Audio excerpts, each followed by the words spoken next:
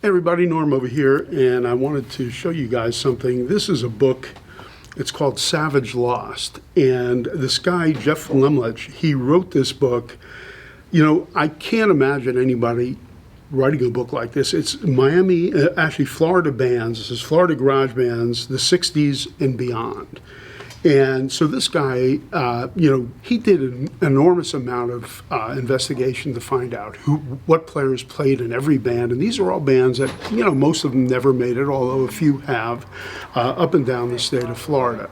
And so why I'm showing you this, I'm going to tell you this story, and I'm going to show you something that's very interesting that's in this book. So years ago, Tom Petty, I talked him into doing a show for the Midnight Mission for the homeless charity, and he played at this place, the Malibu Performing Arts Center.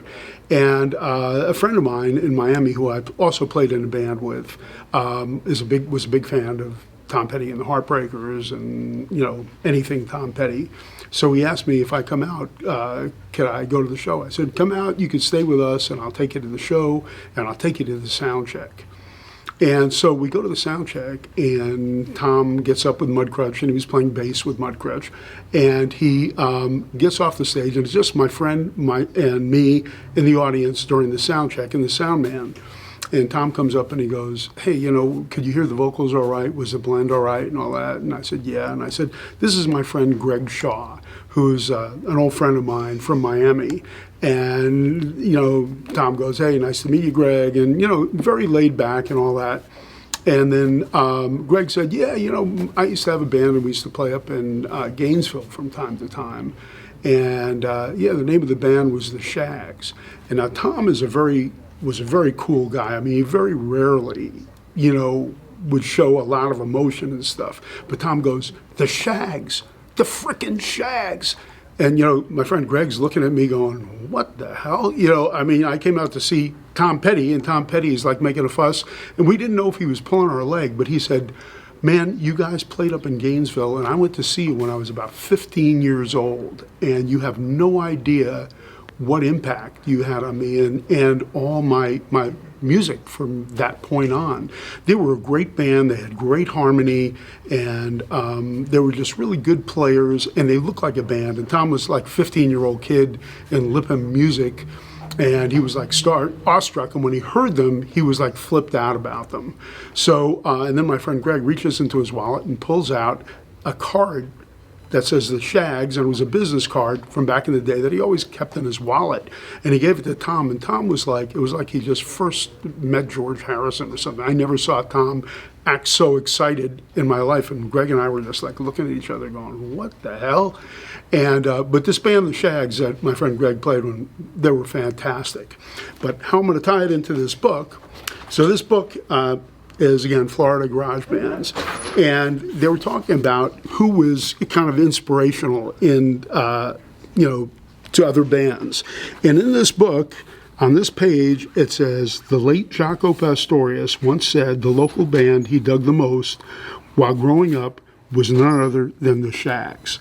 So that band was really a great band. If it impressed Jaco Pastorius and Tom Petty, that's pretty good sign that they were fantastic. So I just wanted to show it because, usually Tom was so laid back and it was like, yeah, and he never really got too excited, but I thought he was pulling our leg at first, but he was starstruck when he met my friend Greg, and my friend Greg went into shock. I don't think he'll ever forget it. So, I just wanted to bring it up because, everybody loves Tom, and anything in his memory, but this was so out of character for Tom. I just wanted to bring it up to you guys and just kind of tell you this story. So anyhow, if you're interested, if you grew up in Florida in the 60s or are just interested in that, it's called Savage Lost. And, it has a lot of stuff, it mentions Don Felder, who was actually Tom's guitar teacher at Lipham Music in Gainesville, and a lot of other people that were up there. Reese Winans actually played in a band in northern Florida.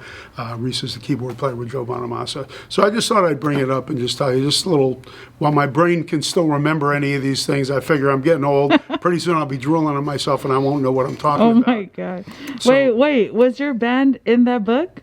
Yeah, actually, my band is actually in here too. Yes. There is I'll have to find the page here, but I had a band called Catmandu with Bobby Caldwell, who had a very big hit called What You Won't Do for Love. I got to find where that is in here. So That's cool that you're in it. That's, yeah, no, I'm in it a few times actually, but I mean it means nothing to anybody but somebody who grew up during that period. So here, so we're getting there. Sorry for the delay, no, it's guys. okay. We might have to do story time with you once in a Well, while. yeah, I mean it's all I got left is stories, but I just wanted to prove to you guys. So I think it's 69. Oh, here, yeah. So anyhow, I played in this band here called the Bangles, and it was two of the Seminole Indian brothers, Lee and Steve Tiger, and they're both like, their dad was the chief of the Miccosukee tribe, which is part of the Seminoles. And then right here, Catmandu. It's so cool.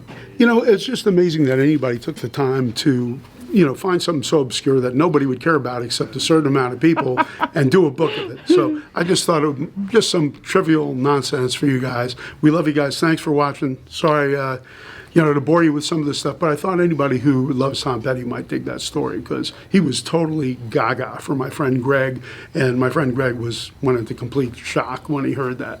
So love you guys. Thanks for watching.